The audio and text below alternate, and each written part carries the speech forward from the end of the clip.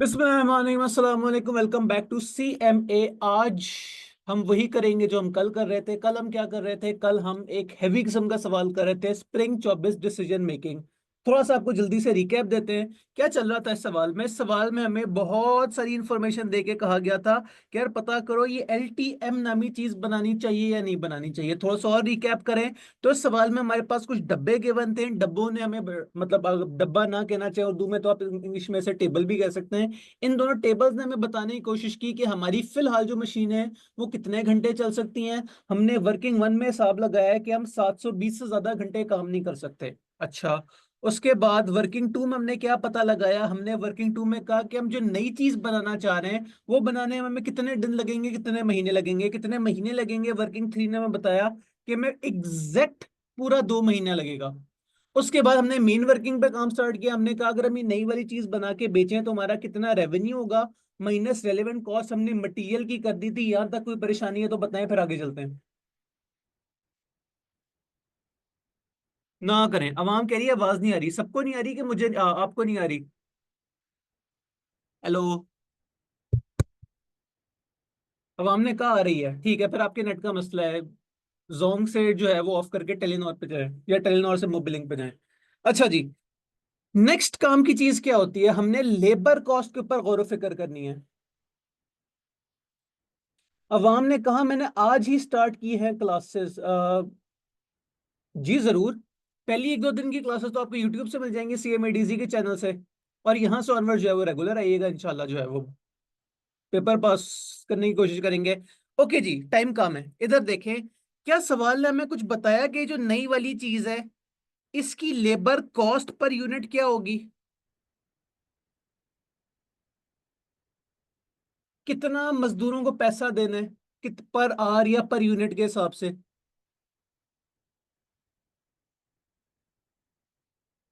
ओहो, नहीं लिखा। इसका क्या मतलब है? इसका मतलब ये कि जो पुरानी लेबर कॉस्ट होगी वही, मतलब वही कॉस्ट नहीं, वही पर आर रेट यूज होगा। क्या पुरानी प्रोडक्ट का पर आर रेट किसी कोने में गिवन है? कहीं लिखा हो कि हम मजदूरों को 100 रुपए पर आवर या 100 रुपए पर यूनिट देंगे? देखें।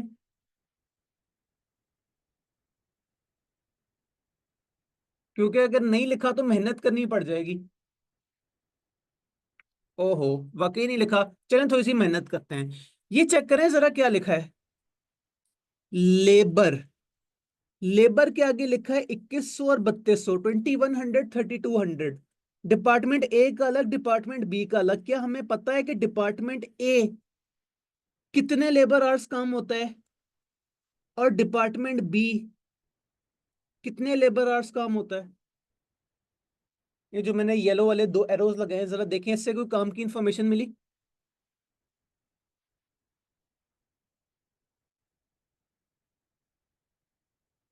पर यूनिट हमारे पास जो है वो 2100 का खर्चा है।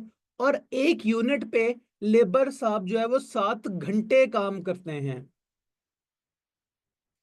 यानी कि 1 घंटे का कितना हमारा खर्चा हुआ?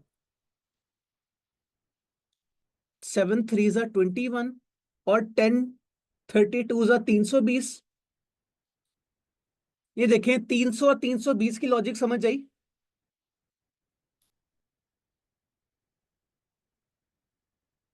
अब यहां एक इंतहाई जरूरी बात, ये 300 और 320 क्या है? क्या ये पर आर है, क्या ये पर जो है वो यूनिट है? ये दोनों डिस्टिंक्शन बड़ी जरूरी होती है, वरना सवाल जो है वो खराब होने के चांसेस हो जाते हैं। 300 रुपए पर घंटा है या 300 रुपए पर यूनिट है?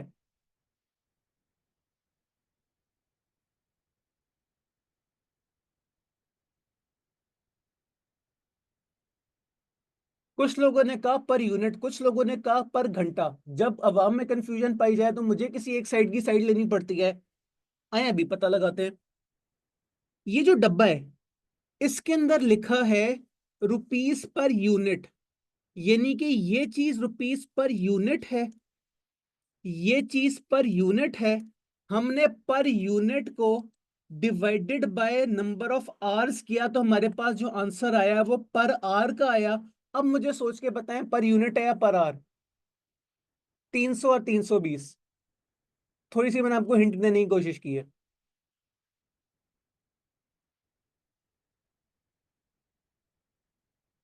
अवाम की मेजोरिटी अब कह रही है पर आवर। बस ये पर आवर और पर यूनिट की कंफ्यूजन नहीं रखनी। अगर पर यूनिट वाला कोई बंदा मुझसे इस टाइम जो है वो बहस करना चाहे तो मैं हाजिर हूं।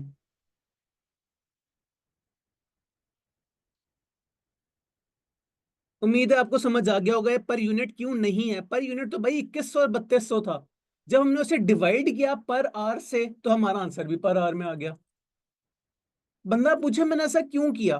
क्योंकि हम जो नई चीज बना रहे हैं, हमें पर यूनिट अगर रेट होता तो फिर हमें डिवाइड करके पर आवर पे जाना पड़ता, तभी तो हम अगली चीज का जो है वो रेट निकालते हैं। अब हमें अगली चीज यानी कि न्यू वाली चीज जो अब हम बनाना चाह रहे हैं जिसका नाम है एलटीएम, उसका लेबर निकालना है। अब टोटल कितने घंटे जो है वो हमारे मजदूरों ने काम करना है? डिपार्टमेंट ए के 8 घंटे और डिपार्टमेंट बी के 12 घंटे। पर यूनिट की बात हो रही है। 8 घंटे और 12 घंटे, ये आ गया डिपार्टमेंट ए, ये आ गया डिपार्टमेंट बी। मल्टीप्लाई बाय, अगर एक यूनिट पे 8 घंटे और 12 घंटे लग रहे हैं तो टोटल हमने कितने सारे जो है वो यूनिट्स बनाने हैं? 990 मल्टीप्लाई बाय 990 मल्टीप्लाई बाय एक हमारे डिपार्टमेंट का लेबर रेट क्या है? क्या था? 320 था, सॉरी 300 और 320 था। डिपार्टमेंट ए 300 और डिपार्टमेंट बी 320। लीजिए कैलकुलेशन करें भी और साथ समझें भी। मैंने हिसाब लगाया, वहां हमने 000 कॉमन कोई नहीं लिए। 99 का एक जीरो खा जाए, 300 का एक जीरो खा जाए, कैलकुलेटर पर लिखें 8 × 99 × 3, देखें क्या आता है।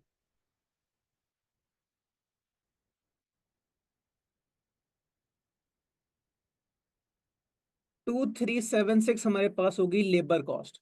अच्छा, दूसरे वाले की? इसे मैं कह दूं 3801.6।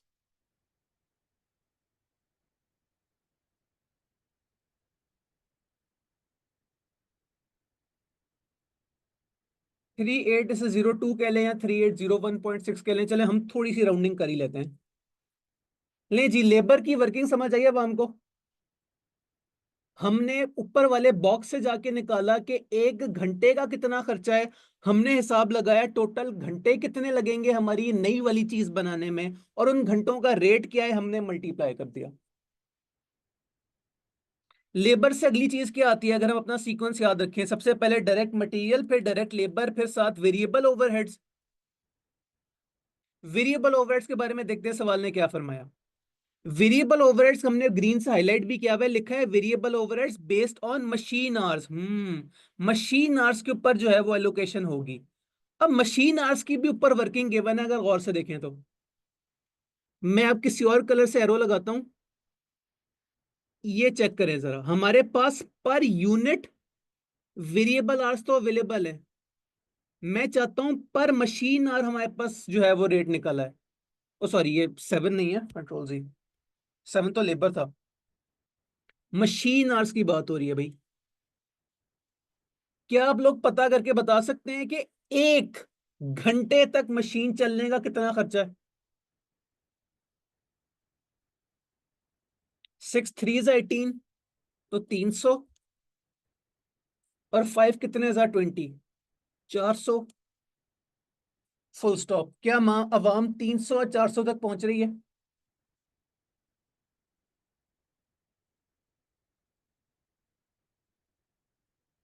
जबरदस्त, वापस इधर आ जाए। VOH, department A, department B. अब सेकंड वाला बॉक्स, सेकंड वाला टेबल हमें बताएगा कि मशीन आवर्स भाई कितने चलने हैं, 10 घंटे और 6 घंटे। डिपार्टमेंट ए 10 घंटे, डिपार्टमेंट बी 6 घंटे। मल्टीप्लाई बाय भाई कितने यूनिट्स बनाने हैं? 990 multiply by 990 multiply by rate मुझे आप लोगों ने बताया 300, रेट मुझे आप लोगों ने बताया 400, मल्टीप्लाई कर दें।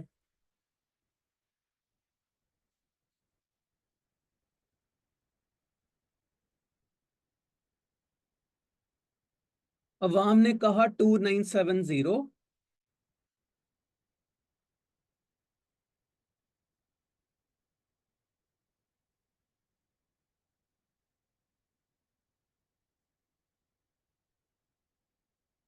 और 2376।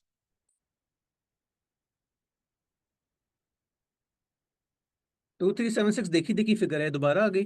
चले, वेलकम बैक। ले जी, वेरिएबल ओवर्स में कोई परेशान तो नहीं बैठा?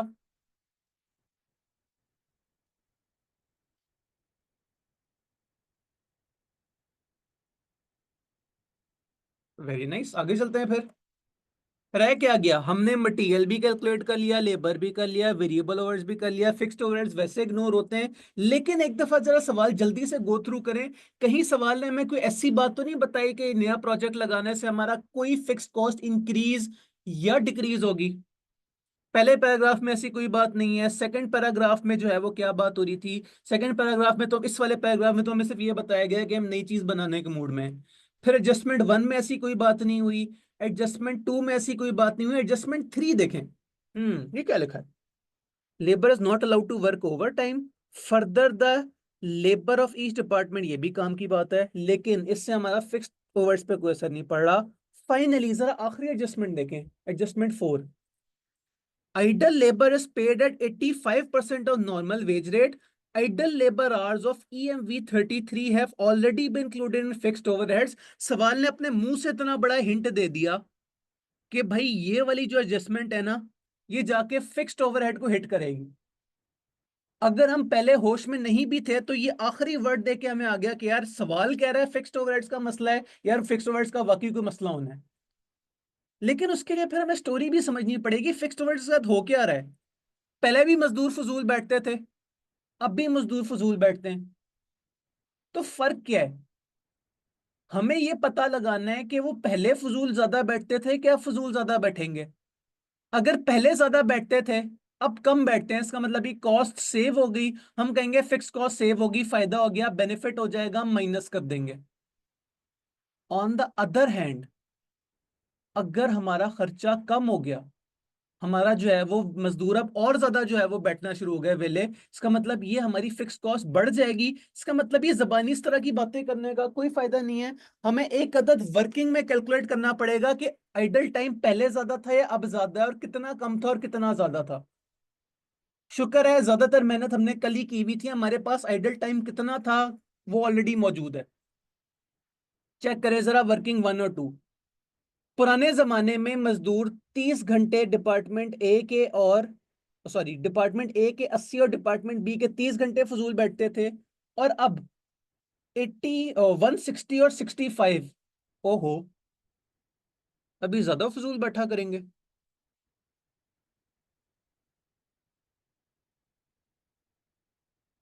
ये तो परेशानी वाली बात है।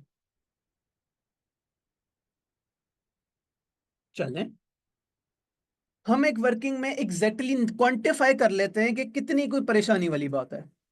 यहां मैंने वर्किंग स्टार्ट की, हम कौन सी वर्किंग पे घूम रहे हैं इस टाइम? वर्किंग थ्री दो दफा लिखा है, ऐसे वर्किंग फोर कर देते हैं, इसको वर्किंग फाइव कर लेते हैं। Increase slash decrease in idle time, department A, department B, previous, current. कहां से आई भाई प्रीवियस फिगर्स? वर्किंग वन से आई। कहां से आई करंट फिगर्स? वर्किंग टू से आई करंट फिगर्स। देख के लिख लें, कितने घंटे थे? 80 और 30, 80 और 30। करंट कितने घंटे हैं आइडल? 160 और 85, लिखें 160, 85। ओहो, आइडल टाइम इंक्रीज हो गया कि decrease?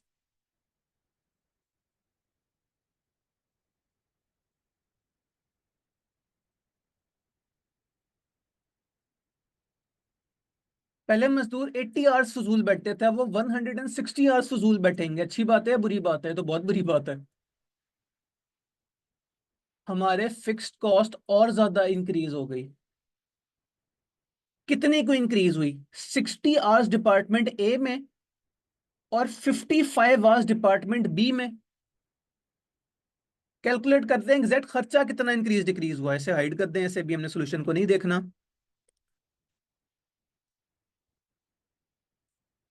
A B, 60 hours 55 hours, ये एक महीने के लेबर आवर्स हैं, एक महीने का आइडल टाइम है। मल्टीप्लाई बाय टोटल इस प्रोजेक्ट में कितना टाइम लगना था, 2 महीने। मल्टीप्लाई बाय 1 घंटे का हम जो है वो कितना पे करते हैं, लेबर आवर्स हमारे पास गिवन है 300 और 320। मल्टीप्लाई बाय, चूंकि फजूल वो बैठते हैं तो हम उन्हें पूरे पैसे नहीं देते, थोड़े पैसे देते हैं। कितने को पैसे देते हैं, सवाल ने बताया था idle time is paid at 85% of the normal wage rate, multiply by 0.85, multiply by 0.85। इसे कैलकुलेट करें और साथ समझें भी कि हुआ क्या। कोई फिगर अगर नहीं समझ आ रहा कहां से आई है तो पूछ लें। 60 और 55 कहां से आया, वर्किंग 5 से ही आ गया। ये 2 कहां से आया, 2 मंथ्स, ये हमने वर्किंग 4 में कैलकुलेट किए थे। 300 दो 320 कहां से आया, अभी हमने जो है वो टेबल पढ़ के पता लगाया था। अवाम ने कहा ए में 60 नहीं 80 होगा, ना करें, अच्छा हाँ सॉरी, बाकी 80 होगा, यू आर राइट, ये 80 है दोस्तों। कैलकुलेशन अगर गलत है तो उसे सही कर लें।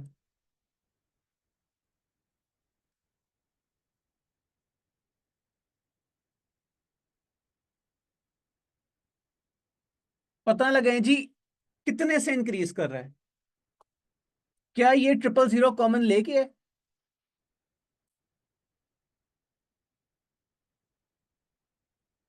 8 इंटू 2 इंटू 3 इंटू 0.85, मेरा ख्याल है ये विद 000 होगा।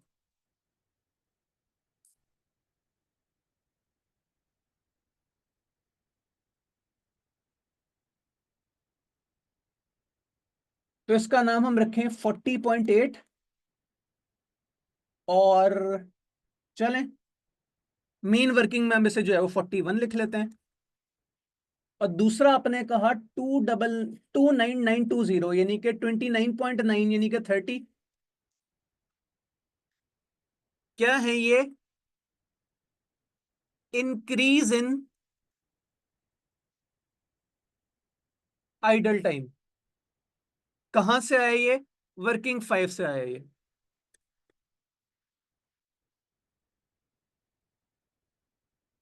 कोई फिगर नहीं समझ आ रहा कहां से आई है तो प्लीज बता दीजिएगा, परेशानी में ना बैठे रहिएगा।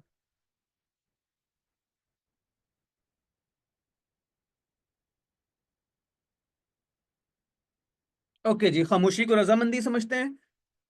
हमने इस नई वाली प्रोडक्ट से रिलेटेड जितने भी खर्चे थे सारे देख लिए। अब मुझे कोई जीनियस सोच के बताएगा, क्या सिर्फ यही फायदे और नुकसान थे। हम नई चीज बना रहे हैं, नई चीज का फायदा प्लस हो गया, नई चीज बनाने से हमारे जो खर्चे थे माइनस हो गए, कहीं इस नई चीज बनाने से हमारा कोई और नुकसान तो नहीं हो रहा। अवाम ने कहा अपॉर्चुनिटी कॉस्ट, करीब करीब है आप, किस चीज की अपॉर्चुनिटी कॉस्ट।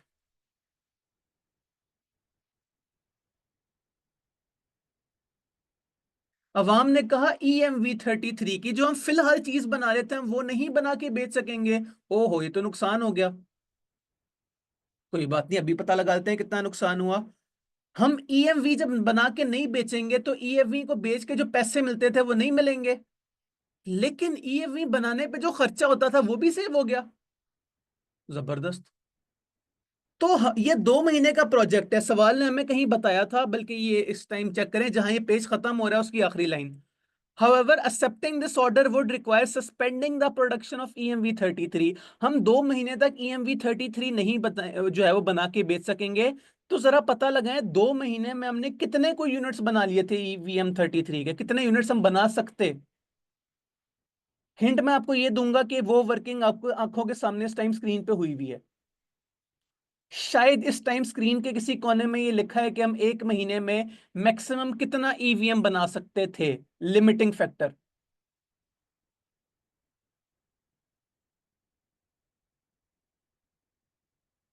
अवाम ने कहा 720, अवाम ने बिल्कुल ठीक कहा। तो ये प्रोजेक्ट एक नहीं 2 महीनों का है। तो अगर 1 महीने में 720 यूनिट्स थे तो 2 महीनों में कितने होंगे, 1440। हम 1440 excuse me, hello hello hello testing, आ गई वापस। 1440 यूनिट्स हम बना के नहीं बेच सकेंगे, ओहो ये तो बहुत बड़ा नुकसान है, तो परेशानी वाली बात है। Revenue foregone 740 units. कहां से है 740 यूनिट्स? वर्किंग वन से। मल्टीप्लाई बाय टू, क्योंकि 2 महीने का प्रोजेक्ट है। मल्टीप्लाई बाय कितनी थी हमारी सेल प्राइस, ये सवाल में हमें गिवन थी 60,000 रुपीज पर यूनिट। महंगी चीज है यार ये तो मैंने क्या लिखा है? ओ सॉरी, 720 थे। ठीक है, सही कर लेते हैं। 720 इंटू 2 इंटू 60,000, 000 कॉमन ले लीजिएगा। पता करें कितना रेवेन्यू लॉस्ट हो गया, लूज हो गया।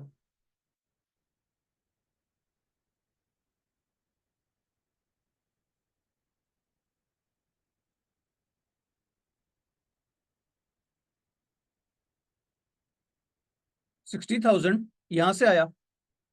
Sale price per unit given है, डब्बे में देखें।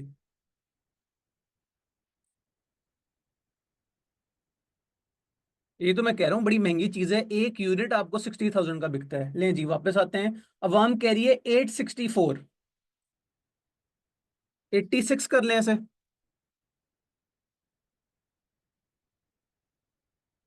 अब इससे जो नेक्स्ट स्टेप है वो हमें थोड़ा सा स्मार्टली करना पड़ेगा। एक बहुत लंबा रूट है कि पहले हम मटेरियल कॉस्ट सेव लिखें, फिर लेबर कॉस्ट सेव लिखें, फिर वेरिएबल कॉस्ट सेव लिखें। और इसका एक आसान हल है, एक छोटी सी वर्किंग करके total variable cost per unit निकाल लेते हैं। थोड़ी सी मेहनत करनी पड़ेगी लेकिन हमारा टाइम काफी ज्यादा सेव हो जाएगा। जरा इस सारी वर्किंग को देख के बताएं, क्या हम पता लगा सकते हैं किसी तरह के एक यूनिट का खर्चा कितना था?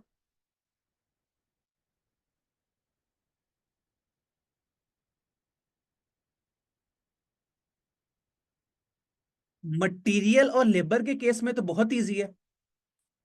यहां मैं वर्किंग क्रिएट कर रहा हूं, वर्किंग 6 इसी के पेज पे। पेपर में इस तरह की हरकत ना कीजिएगा। इस टाइम मैं ज्यूम कर रहा हूं, ना करें। 720 यूनिट्स इंटू 2 इंटू 60, अभी पता लग जाता है। 720 इंटू 2 इंटू 60, 86,400। वैसे वाकई बहुत ज्यादा आ रहा है। क्या रीजन हो सकता है इसका? नहीं नहीं, ठीक है। भला क्या, अभी इसमें से जो खर्चे माइनस होंगे वो भी तो इसी लेवल के होंगे। अभी 20-20 हजार इसमें ऐड भी तो होगा जो हमने सेव कर लिया।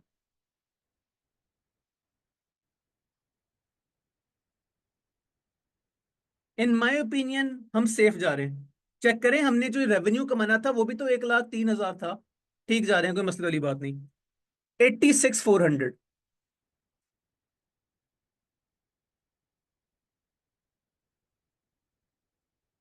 तो इसे मैं क्या लिखूं? 86,400 ही लिख लेते हैं। ये रेवेन्यू फोरगॉन है, बड़े दुख की बात है। अब नेक्स्ट मैं पता लगाने की कोशिश कर रहा हूं per unit cost.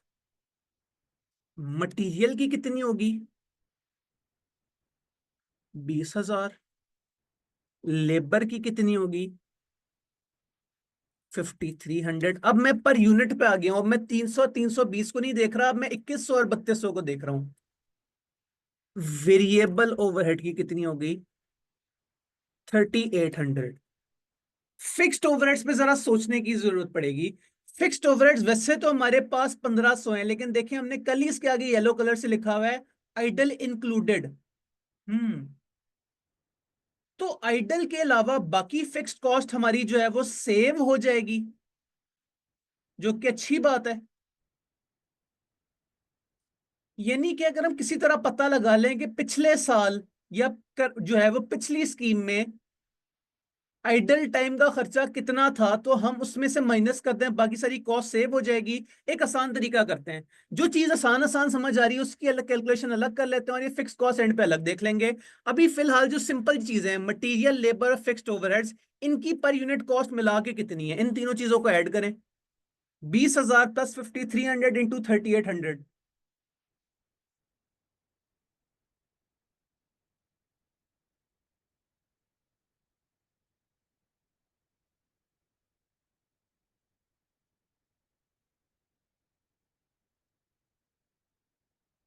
29,100।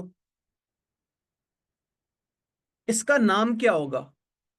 Variable cost saved 720 units multiply by 2 multiply by 29100। और याद रखिएगा इसका जो आंसर आएगा वो एक अच्छी चीज होगी, आपने इतना सारा खर्चा सेव कर लिया।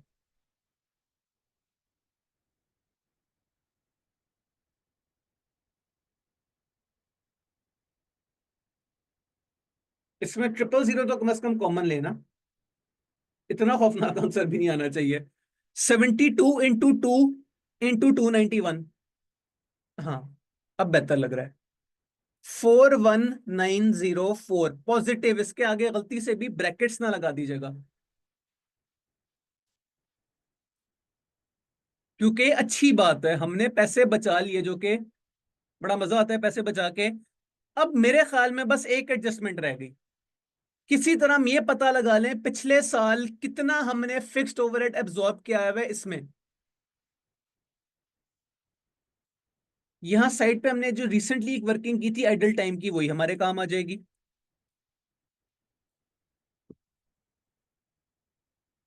प्रीवियस पीरियड में ए के 80 आवर्स और बी के 30 आवर्स होते थे फजूल, पर मंथ मल्टीप्लाई बाय एक महीने में हम कितने, एक मिनट पहले टोटल कैलकुलेट कर लेते हैं फिर उसे पर यूनिट पे लेके आते हैं। Multiply by 320 multiply by, sorry पहला 300 था फिर 320 था, मल्टीप्लाई बाय 0.85 मल्टीप्लाई बाय 0.85।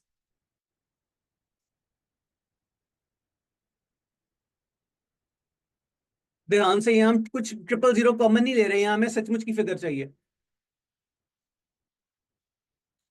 अवाम ने कहा पहले हमारा एक महीने का लिख लें, कंफ्यूज ना हो जाइएगा। पूरे महीने का बिल होता था आइडल टाइम का डिपार्टमेंट ए में 20,400 और फिर डिपार्टमेंट बी में 8160। अब मसला ये है कि ये जो डाटा हमने कैलकुलेट किया है पूरे महीने का किया है, जबकि हम जो चीज माइनस करना चाह रहे हैं वो पर यूनिट है। पर महीने को किसी तरह घसीट के पर यूनिट में कन्वर्ट करना है। ऐसे मौके पे मैथ्स क्या कहता है, ऊपर लिखा है मंथ, नीचे लिखा है पर यूनिट, डिवाइड करें कि मल्टीप्लाई करें कि ऐड करें कि लेस करें।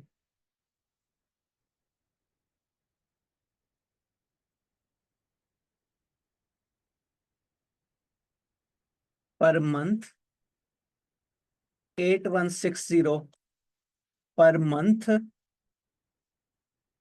डिवाइडेड बाय एक मंथ में कितने कोई यूनिट्स बन सकते थे, ये भी हमने कैलकुलेट किया था।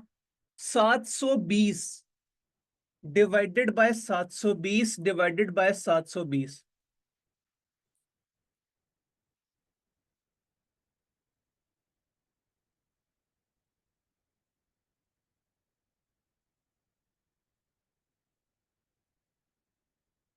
अवाम ने कहा 11.33।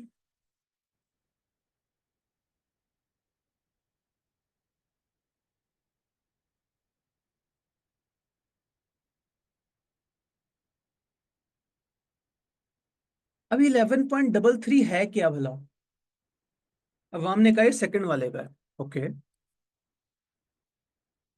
ये है कि एक यूनिट पे हमारा जो आइडल टाइम लगना था वो कितना कोई लगना था, 11.33 और 28.33।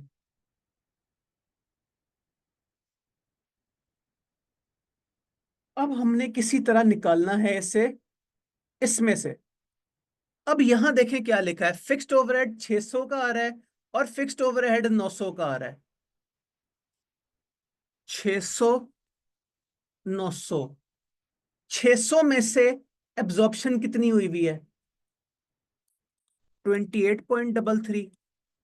900 में कितनी हुई हुई है, 11.33। देख लें विदाउट ये वाली absorption fix cost per unit कितनी थी।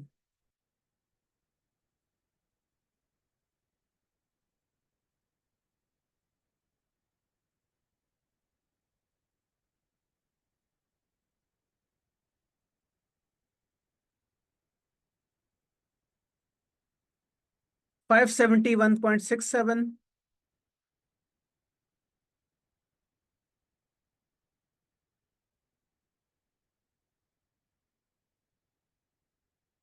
और 888.67। अब ये भी हम एक तरह की कॉस्ट सेव कर रहे हैं, बहुत अच्छी बात है। आखिरी बस adjustment, fixed cost saved 571.67, 888.67 multiply by per unit अगर ये थी तो हमने कितने को यूनिट्स बनाने?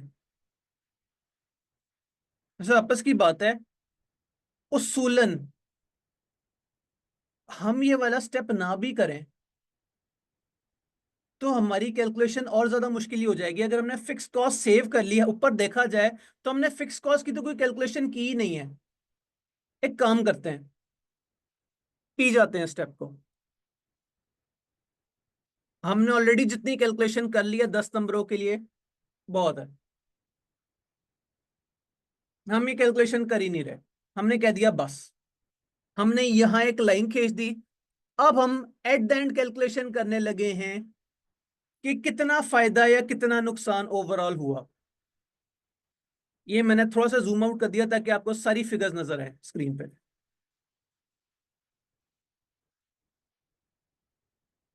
अगर आंसर पॉजिटिव में आता है इसका मतलब ये बहुत अच्छी बात है, जो कि कॉमन सेंस कह रही है कि इजीली आ जाएगा। और अगर आंसर नेगेटिव में आता है तो इसका मतलब ये नुकसान है, नई चीज सप्लाई नहीं करनी चाहिए।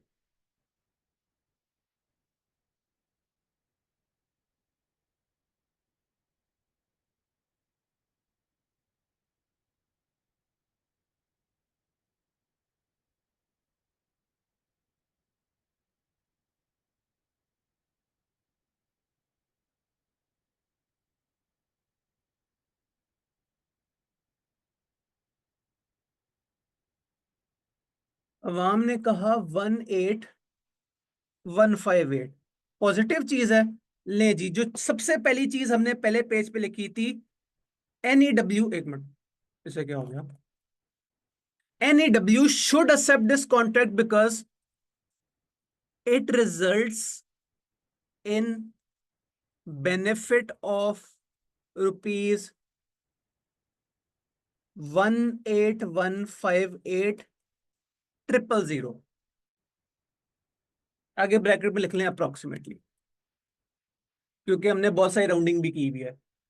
और इसके साथ ही हमारा एक मासूम सा 10 नंबर का सवाल पूरा हुआ। अब एक बिल्कुल नेचुरल सी बात है, आप में से कुछ लोगों के माइंड में आ रहा होगा कि हुआ क्या है।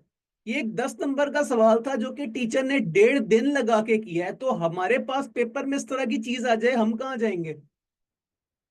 तो इससे रिलेटेड कुछ टिप्स। सबसे पहली बात यह कि मुझे जो ये 1.5 दिन इस सवाल पे लगा है वो इसलिए लगा है क्योंकि मैं ये सवाल सॉल्व से ज्यादा सवाल समझाने की कोशिश कर रहा था। आप जब फ्लो में सवाल कर रहे होंगे तो शायद आपको आधा घंटा भी जो है वो ना लगे इसे करने में। बस प्रैक्टिस पहले होनी चाहिए। और दूसरी चीज, ये एक और टिप जो कि मैंने आपको बातों बातों में सिखाई है सवाल में, वो ये कि अगर किसी एक खास एडजस्टमेंट पे जरूरत से ज्यादा टाइम लग रहा हो तो कोशिश करें उस एक एडजस्टमेंट को गोली मारें और बाकी पूरा सवाल कर लें। मुझे लग रहा था यार फिक्स कॉस्ट में अगर हम डूब जाएंगे तो और ज्यादा डूब जाएंगे, ऑलरेडी जो है वो 1.5 दिन निकल गया। मैं कहा ठीक है यार, फिक्स कॉस्ट को गोली मारो, एट द एंड हमारा सोल्यूशन तो वैसे भी नहीं टैली होना। तो इस सवाल को पूरा हमने कर लिया। किसी एडजस्टमेंट में या किसी वर्किंग में कोई परेशानी है तो प्लीज बता दें।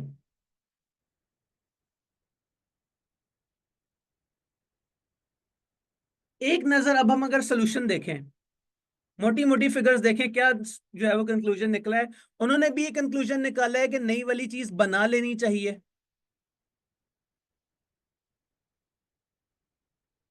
अब यहाँ आई कैप के अक्सर सोल्यूशन इन मुश्किल सवालों के ऐसे होते हैं कि आपको देख के और ज्यादा डिप्रेशन होगा। मसला ये कि उन्होंने सारी कैलकुलेशन की है MS एक्सेल पे, हम बेचारे लगे हैं कागज पेंसिल पे। खैर मैं तो नहीं, मैं तो सिस्टम पे ही कर रहा हूँ, लेकिन कागज पेंसिल और कैलकुलेटर पे तो अक्सर जो है ये टेबल शेबल जो है वो आपको देखने में लगेंगे कि यार ये तो बहुत जो है उन्होंने बड़ी इजीली कर दिया, हमारे बस की बात नहीं है। आप इससे देखें, ये तो हमने मिलके किया है ना, कैलकुलेटर पे ही किया है।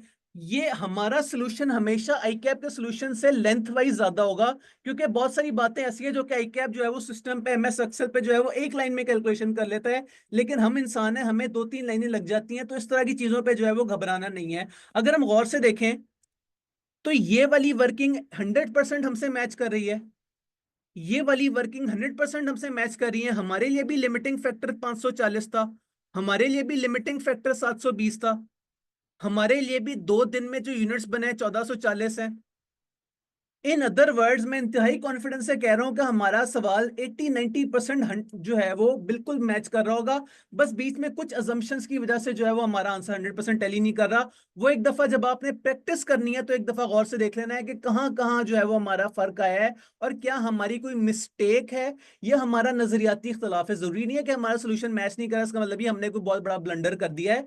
मैं पहले सबसे पहले सवाल में आपको बता दिया था कि यार नजरियाती इख्तलाफ आ जाते होते हैं, जो हम वो वाली कैलकुलेशन कर रहे थे 12 महीने और 13 महीने वाली। ओके जी, हमारे पास टाइम कितना है? हमारे पास 15 मिनट है। तो जब 15 मिनट रह गए हो तो क्या करते होते हैं, अगला सवाल सिर्फ रीड करके आप बाकी सारा होमवर्क में दे देते होते हैं। मैं एक आखिरी दफा पूछ रहा हूँ, ये सवाल थोड़ा सा लेंथी था, आई नो आप में से कुछ लोग परेशान बैठे होंगे। किसी एडजस्टमेंट में कुछ स्पेसिफिक परेशानी है तो प्लीज बता दें।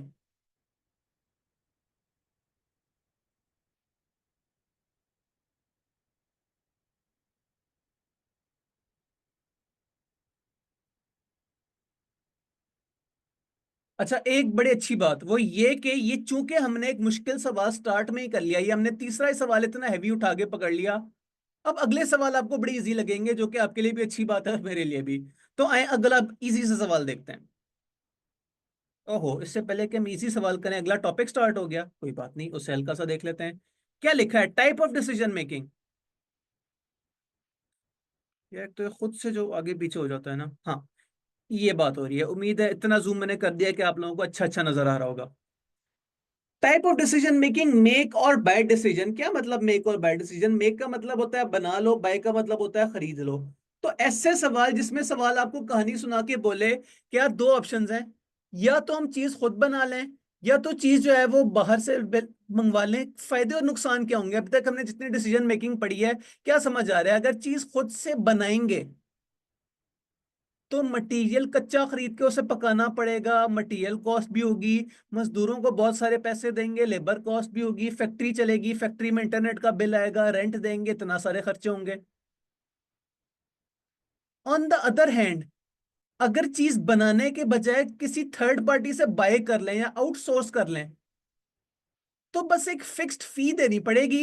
आप उनसे कहेंगे भाई मुझे बनी बनाई चीज चाहिए, एक तरह का खर्चा होगा सिर्फ, या मैक्सिमम दो तरह का खर्चा होगा, साथ कोई कमीशन हो गया, साथ कोई ट्रांसपोर्टेशन कॉस्ट होगी। तो मैक्सिमम एक या दो तरह के खर्चे होंगे वर्सेस आपने जो इतने सारा तरह के खर्चे करने थे। But on the other hand, अगला जो आपको चीज बना के दे रहा है वो पागल है। उसने भी तो मटेरियल लगाया होगा, उसने भी तो वेरिएबल कॉस्ट लगाई होगी, उसने भी तो लेबर चार्जेस लगाए होंगे, उसने जितने की चीज बनाई होगी उसके ऊपर मार्कअप रख के आगे आपको बेची होगी। तो ये ना हो कहीं कि आपको पैसे बचाने के चक्कर में जो है वो एक्स्ट्रा जो है वो खर्चा हो जाए। एक आसान सी एग्जांपल जो है वो ज्यूम करते हैं। एक ऑप्शन आपके पास है, आप चीज खुद जो है वो मेक करें। मेक करने के चक्कर में डायरेक्ट मटेरियल आपका 100 रुपए का खर्चा हुआ पर यूनिट, डायरेक्ट लेबर आपका 100 रुपए का खर्चा हुआ per unit, fixed overheads factory overheads मिला मिलू के आपका हुआ 200 रुपए का खर्चा पर यूनिट। टोटल आपका मेक में खर्चा लगता था 400 रुपए। आपको एक थर्ड पार्टी ने आके कहा यार किन कामों में पड़े हुए हो, तुम डायरेक्ट मटेरियल पे भी खर्चा करते हो, डायरेक्ट लेबर पे भी खर्चा करते हो, इतने सारे फिक्स्ड ओवरहेड्स भी लेते हो, फर्क कराओ सारा कुछ, हमसे चीज बनी बनाई ले लो 500 रुपए की। अब बताएं ऐसे मौके पे कॉमन सेंस क्या कहती है?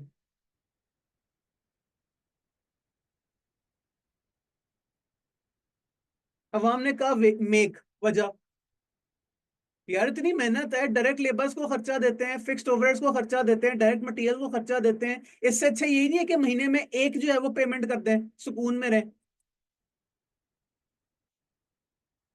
अवाम ने कहा 100 रुपए बच रहा है। इन अदर वर्ड्स, बाय देखने में सिंपल लग रहा है, लेकिन सिंपल के बदले वो पैसे भी ज्यादा मांग रहा है। वही वाली बात है कि आप महंगी चीज खरीदें तो आपका टाइम तो वो सेव करती है, लेकिन उससे अच्छा आप जो है वो सस्ती चीज ले लें। बेशक उसमें प्रोसेसिंग टाइम ज्यादा लगेगा, लेकिन कम से कम ओवरऑल तो फायदा ही है। तो कॉन्सेप्ट उम्मीद है कुछ ना कुछ समझ आया होगा। आए एक इसकी जो है वो बड़ी सिंपल सी एग्जांपल जो है वो देखते हैं, उसके ऊपर गौर व फिक्र करें। इससे भी मतलब नेक्स्ट एग्जांपल, एक चीज की परचेज प्राइस है 51,700। ये आपको स्क्रीन पे जो है वो लेफ्ट साइड पे एक सवाल नजर आ रहा होगा। वेरिएबल कॉस्ट बनाने की है 35,000, और चूंकि आप वेरिएबल कॉस्ट करते हैं, साथ आपने एक सुपरवाइजर अंकल को भी रखा हुआ है जिनकी सैलरी है 26,000। मुझे पता करके बताएं क्या बेहतर है, चीज बनाना या चीज परचेज करना बाहर से। और साथ ये भी बता दीजिएगा आप लोगों ने किया क्या, किसे प्लस किया किसे माइनस किया, क्या समझ आई।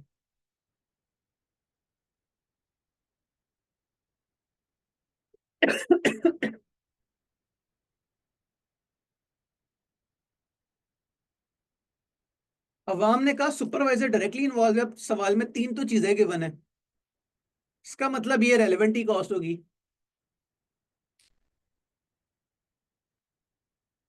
सब कुछ रेलेवेंट है। अब सोचें, वैसे हमने सबसे पहला सवाल जो इस टॉपिक का किया था उसमें भी याद करें, सुपरवाइजर की कॉस्ट कुछ इरेलेवेंट थी कुछ रेलेवेंट थी। जो हमने नए बंदे हायर किए थे वो रेलेवेंट थे। तो इस केस में डाटा ही इतना सा है, तो simplest explanation is always the easiest explanation. हमने कहा कि ठीक है रेलेवेंट ही होगा। अब सोचें, अब बताएं क्या बेहतर है। अवाम ने कहा परचेज बेस्ट है, क्यों? 35 + 26 क्या होता है?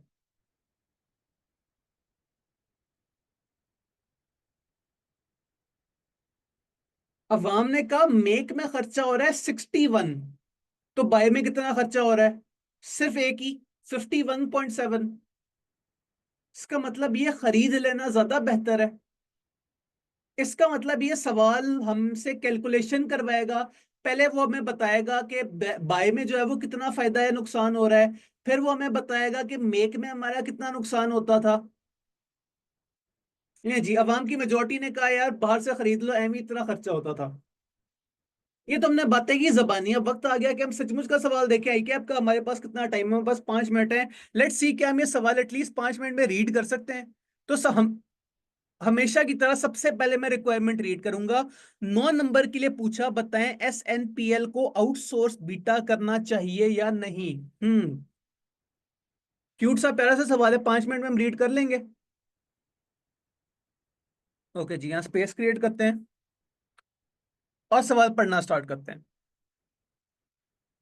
SNPL manufacturers component beta, it is used as input for many products. ठीक है। Current requirement of beta is 18,000 units per annum. Per annum को हाईलाइट कर लें। हम जो भी खर्चे और जो है वो निकालेंगे, अब पूरे साल के निकालेंगे, अनलेस के सवाल हमें बाद में कोई और हिंट भी दे। Current production cost of beta per unit, per unit को अंडरलाइन कर लें, पर किलो और पर आवर और पर यूनिट में कभी कंफ्यूज नहीं होना आप लोगों ने। डायरेक्ट मटेरियल गिवन है, डायरेक्ट लेबर गिवन है, वेरिएबल मैन्युफैक्चरिंग ओवरहेड है, फिक्स्ड कॉमन सेंस कहती है कि इग्नोर हो जाएगा।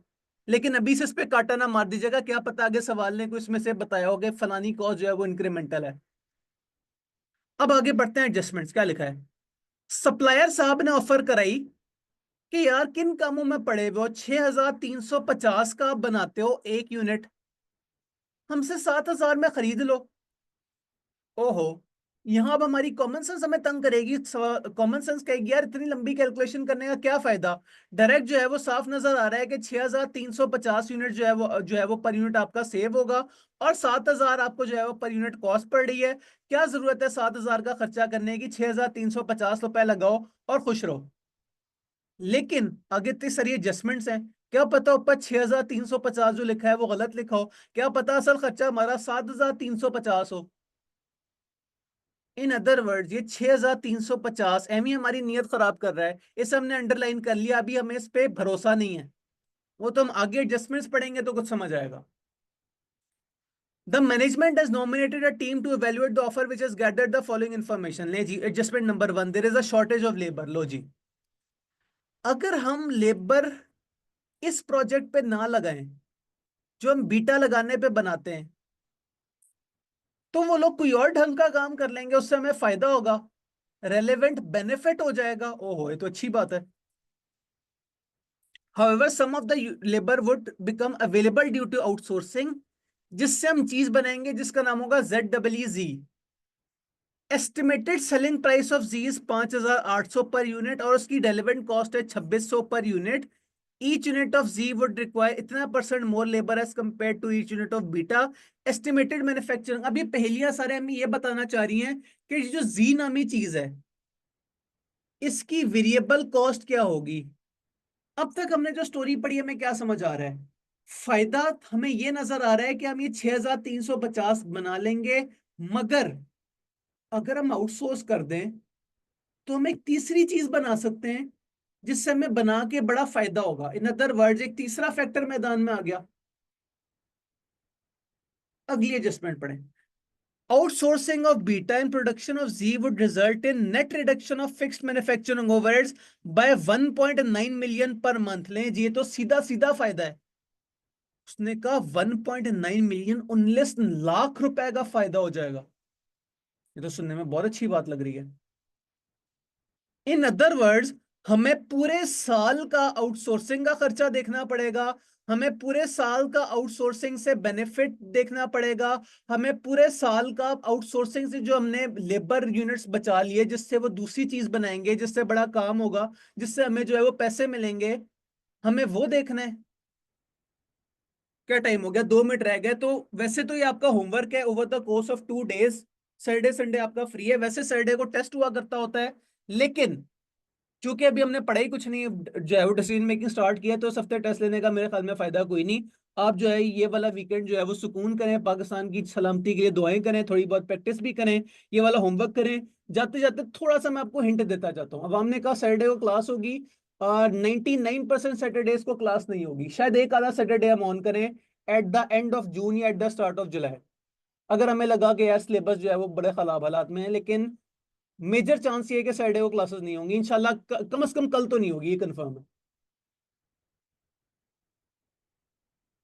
ओके जी, मैं आपको बता रहा था अब मैं आपको एक रफ सा हिंट दूं, क्या क्या फायदे हैं क्या क्या नुकसान है।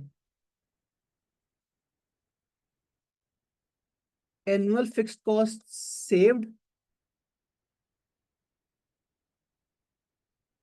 सिलेबस कवर करना है टाइम पे, बस बेफिक्र हो जाए, हो जाएगा। प्लस पॉइंट है।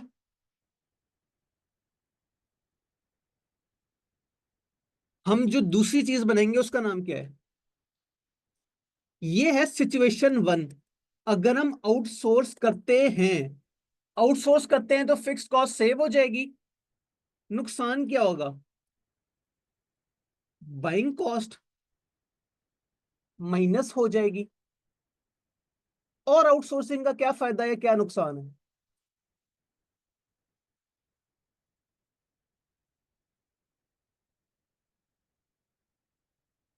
फिलहाल करंट मैन्युफैक्चरिंग कॉस्ट सेव हो जाएगी, पॉजिटिव बात है, अच्छी बात है। सिचुएशन 2, आउटसोर्स ना करें, क्या फायदा है क्या नुकसान है। हमें बाइंग कॉस्ट हमारी नहीं होगी, लेकिन हमारा खर्चा होता रहेगा हर साल 6,350 का।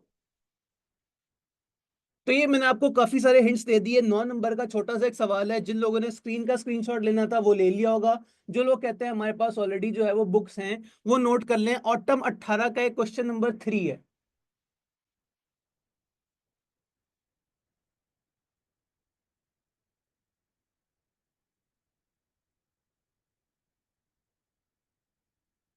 ओके जी, क्लास का टाइम पूरा हुआ। हैव अ नाइस वीकेंड, मुझे बोलें अल्लाह हाफिज, हम मिलते हैं इंशाल्लाह, जिंदगी रही और पाकिस्तान रहा तो मंडे को।